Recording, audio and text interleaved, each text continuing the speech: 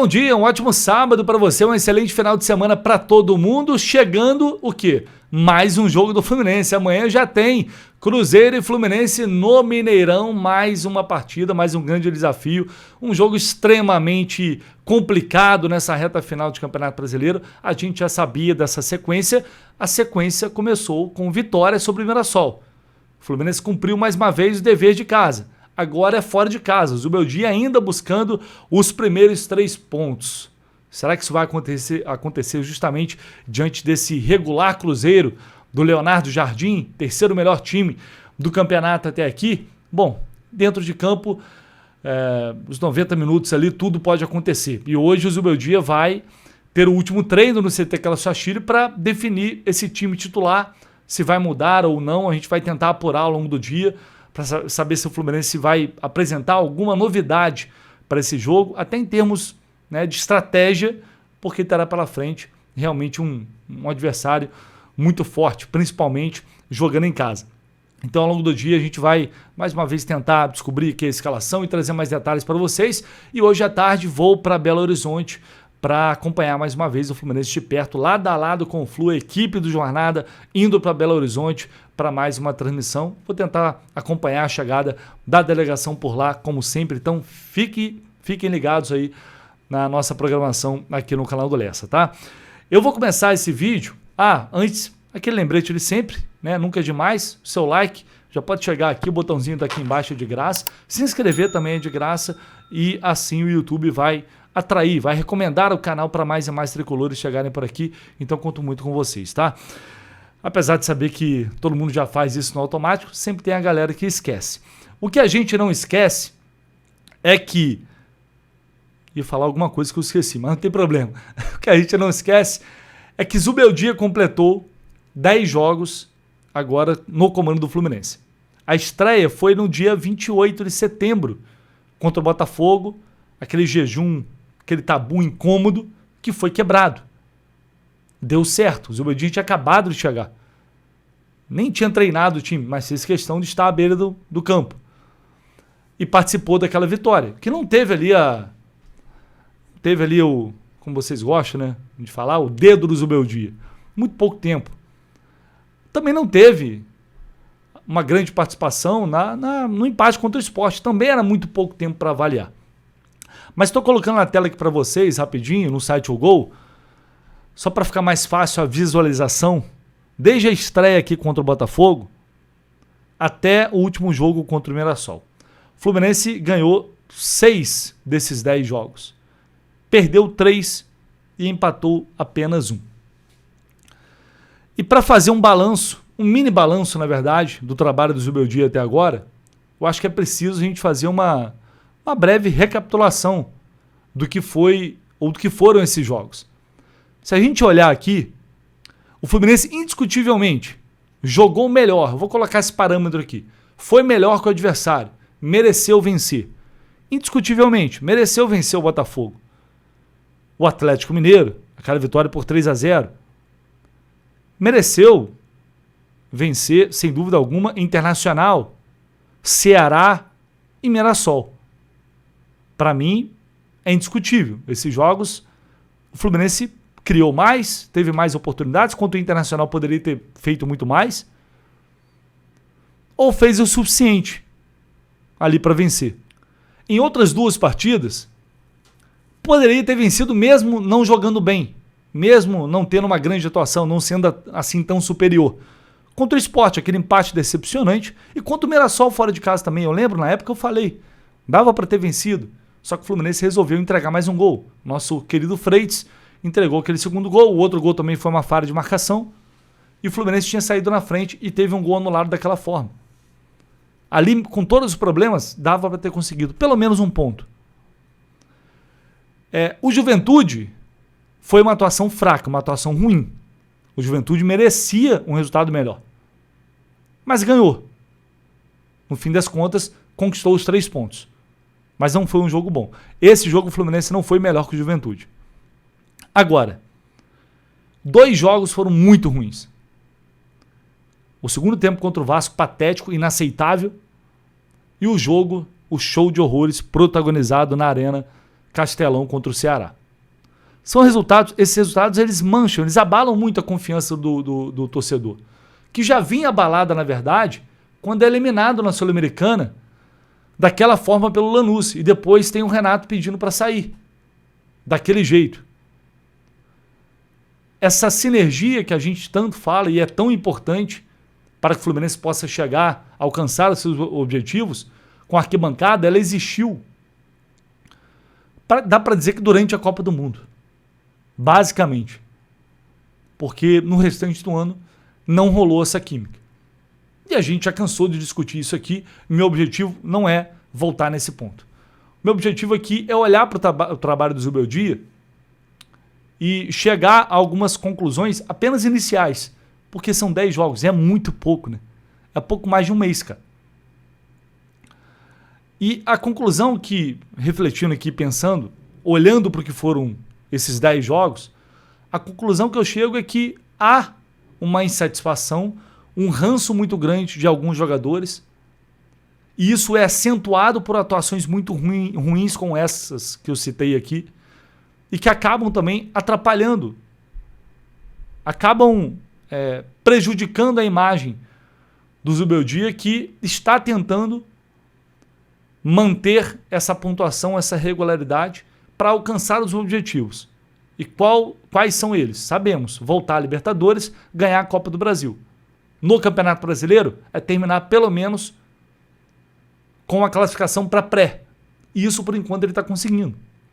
Falei isso aqui ontem. Desde que o Zubeldia chegou, aliás, uma correção aqui, porque ontem eu falei, esse recorte de 10 jogos, dentro desse recorte, o Fluminense só não fez mais pontos que o Palmeiras, o líder do campeonato.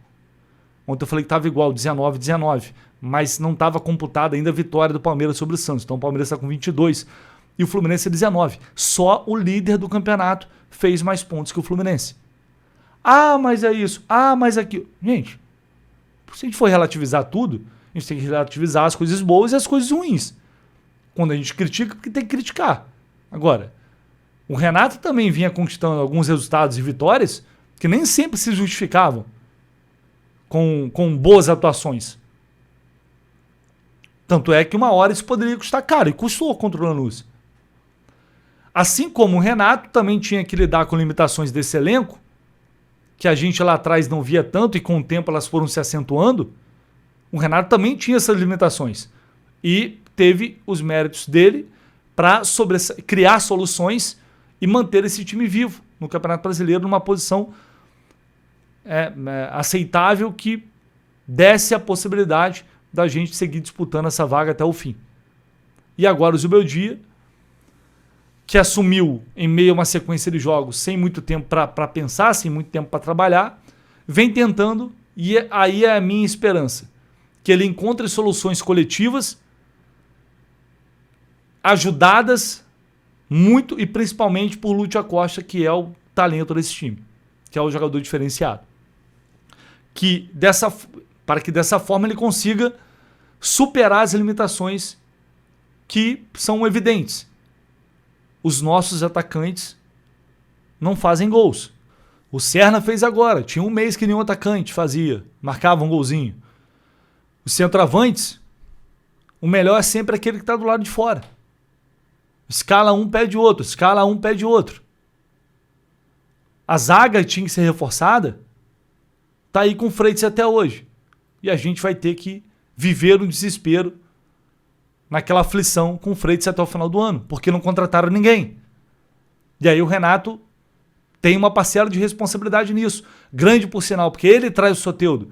Ele diz que o Fluminense não precisava de um centroavante. Também. Não só ele, mas ele também. Porque eu apurei isso na época. Ele não fez questão de reforço para a zaga.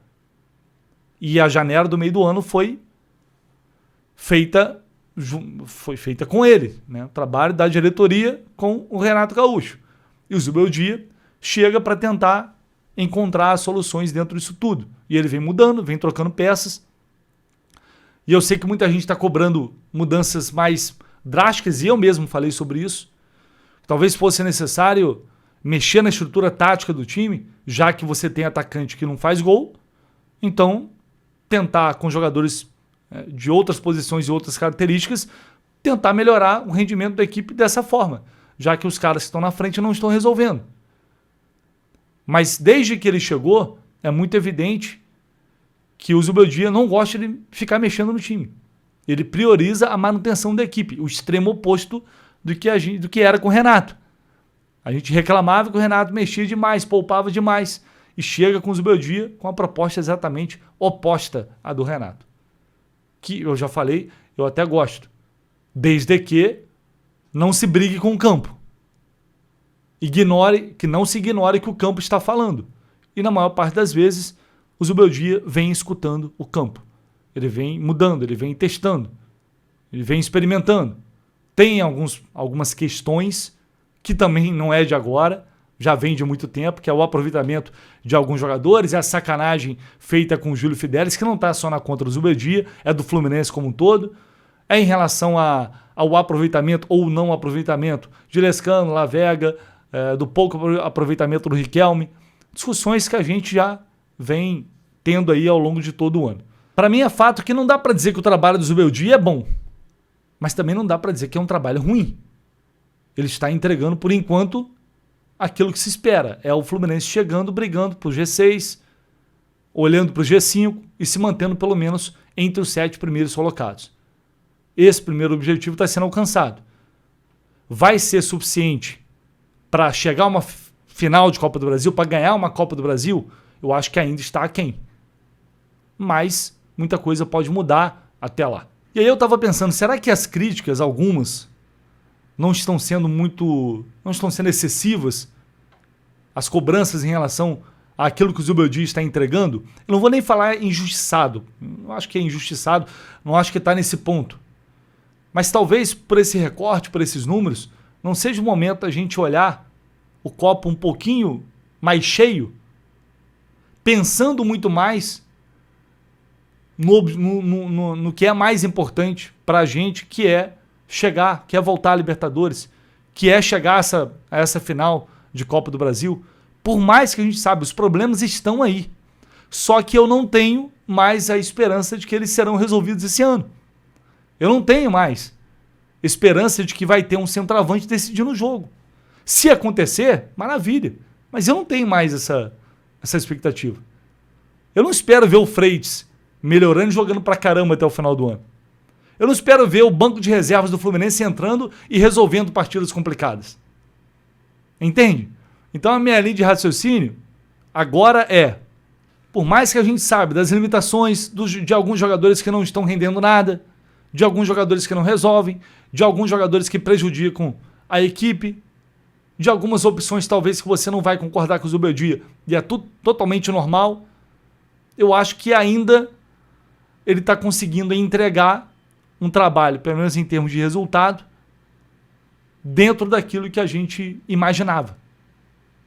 E veja bem, a gente vê um Fluminense criando, é claro que depende muito da Costa, isso é fato, mas é isso. Se tem um jogador bom, ele vai ser a tua referência. Mas o Fluminense é um time que cria, é um time que tem movimentação, chegada pelas laterais, né? O Samuel apoiando muito, às vezes até o René quando está num bom jogo, com a chegada do Hércules. E quando o Canobi e Serna têm atuações pelo menos aceitáveis, o Fluminense chega, o Fluminense cria. Ele tem uma dificuldade enorme, aquilo que a gente falou ontem, de resolver, de matar o jogo, de fazer o gol, porque não tem um centroavante decente no momento. Aquilo que o treinador pode fazer, que é coletivamente fazer o time evoluir a ponto de criar as oportunidades, de jogar melhor com o adversário, eu citei aqui. Desses 10 jogos, 5 o Fluminense indiscutivelmente mereceu vencer. Outros 2 ali a gente discute. Tiveram realmente 2 atuações muito abaixo. Esse é o recorte que a gente tem, por enquanto, do Fluminense, do Luiz Zubeldia. Que aos trancos e barrancos vai e assim será até o final. Eu espero que seja o suficiente e acredito que será o suficiente, pelo menos no Campeonato Brasileiro. Na Copa do Brasil é outra história, mas aí a gente tem pouco mais de um mês para esperar o que vai acontecer até lá. Colocando na tela para vocês rapidinho, olha só essa camisa aqui, número 2 do Fluminense, atenção, camisa número 2 desse ano, compete do Mundial, tá, senhoras e senhores? E número 329,90 na Food Fanatics. Black Friday chegando, você pode presentear alguém aí, final do ano, Natal tá chegando, 329,90 se você pagar usando o cupom Jornada10, 10% de desconto. Muita gente manda mensagem no Instagram, Lessa, cupom da Food Fanatics, Jornada10. Eu já usei no meu CPF. Vê se você não consegue pegar com outra pessoa e aí você vai poder aplicar o cupom novamente e comprar lá na Food Fanatics. O que você não pode perder é essa camisa linda e por esse preço, já com número e patch do Mundial, você não vai achar em lugar nenhum. E lá no site da Food Fanatics você já sabe, tem muita coisa de Fluminense, tem tudo de Fluminense, calça de treino, olha só, R$ 179,90, R$ 169,90, além de vários e vários. Tem camisa do Fábio aqui, por exemplo, só que essa aqui tamanho P, tá R$ 149,90, essa eu dei de presente recentemente para um amigo tricolor. Cara, tem muita coisa. Então, vai lá na Food Fanatics, só você escolher. Tem várias camisas alternativas, boné, conjuntinhos para criança. Aproveite, tá? Porque vem muito desconto por aí, por sinal. Ainda vem. Black Friday chegando, Food Fanatics vai chegar, como sempre, pesado também, com muitas ofertas. E você vai poder aproveitar tudo utilizando o cupom Jornada10. A descrição tá aqui. O link tá aqui na descrição embaixo. Só você clicar.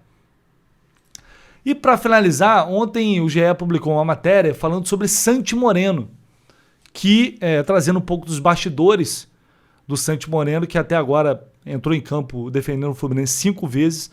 A última atuação foi um negócio assustador contra o Mirassol lá em São Paulo. E é um jogador que não conseguiu entregar nada até o momento. E isso é um fato. E o GE publicou essa matéria ontem trazendo um pouco ali dos bastidores da situação dele, dizendo que se trata de um problema de adaptação, que ele vem sofrendo muito com a adaptação aqui ao Brasil. Ele chegou aqui sem a família, é um cara muito tímido, que principalmente quando está fora do CT, ele se sente muito isolado, e até o clube entrou em ação. A mãe dele chegou aqui na última quarta-feira, segundo a reportagem, para dar esse apoio, para ter alguém perto dele. O Fluminense colocou todo o departamento ali social à disposição do Santi Moreno para que ele possa evoluir nesse sentido, para que ele possa se sentir mais à vontade, para que ele possa se sentir abraçado. E ontem, um pouco antes da nossa transmissão, através da nossa reportagem, o Rafael Siqueira, ele tinha apurado que realmente o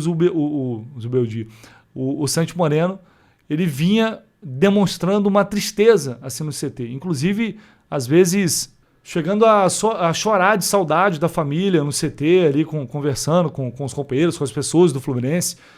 Então não está sendo fácil para ele esse momento. E é claro, isso pode ser uma E é claro, isso pode prejudicar muito. A gente viu com o Ares foi assim também, né? Teve a situação lá, ele acabou perdendo a avó dele. Foi um início muito complicado também, depois ele foi se recuperando. Enfim, o Fluminense aposta muito nesse jogador. Acredita muito nesse jogador e quer acelerar o mais rápido possível, fazer com que ele possa se sentir bem, e se não for esse ano, para que ano que vem ele possa começar com tudo. Me chama a atenção em relação a ele que ele estava nos Estados Unidos, não é que ele estava em casa, né? Ele não estava na Colômbia, ele estava nos Estados Unidos, ele já estava fora do país. Mas não sei se lá ele já tinha uma estrutura com a família e aqui ainda não tinha. Realmente não tem esse nível de detalhes. Mas é fato que isso acaba atrapalhando muito. Não sei se é a única explicação, mas não tem como a gente ignorar que para esses jogadores esse processo nem sempre acontece da melhor forma possível. Cada jogador tem uma peculiaridade, cada jogador tem um jeito, uma forma, um estilo de vida, e às vezes o cara sente mais do que o outro. E se o ser humano não está bem, está com a cabeça ruim, dificilmente ele vai conseguir ter um bom rendimento. Então, vamos dizer, se após a chegada da mãe dele aqui, ele vai se sentir melhor, ele vai se sentir mais à vontade e vai conseguir apresentar aquilo que dele se espera. É muito cedo ainda para a gente cravar que é um jogador que não serve. Acho que, pelo que ele já mostrou lá nos Estados Unidos, pelo investimento que o Fluminense fez, eu tenho certeza que ele não é esse jogador que se apresentou até agora. Eu tenho certeza que ele é melhor do que isso. Agora, se vai dar certo ou não, aí é uma outra história que a gente não tem como cravar, né? E ontem, inclusive, teve Paulo Henrique Ganso treinando no CT Calaxatira, está na transição. vai voltar, ao que tudo indica, depois da data FIFA, vai ter esse período de data FIFA para se recuperar e ficar à disposição do Zubeldia. Como o Zubeldia vai aproveitar o Ganso? Se você está curioso aí, eu também estou curioso aqui para saber como vai ser isso, se ele vai ter oportunidades, qual espaço o Zubeldia vai encontrar para o Ganso neste momento, nesta reta final aí de 2025, beleza? Então ao longo do dia a gente volta com muito mais informações e notícias aqui no canal do Lessa, com tudo de Fluminense, Cruzeiro e Fluminense. Um abraço, esquece do like não, tá? Tamo junto.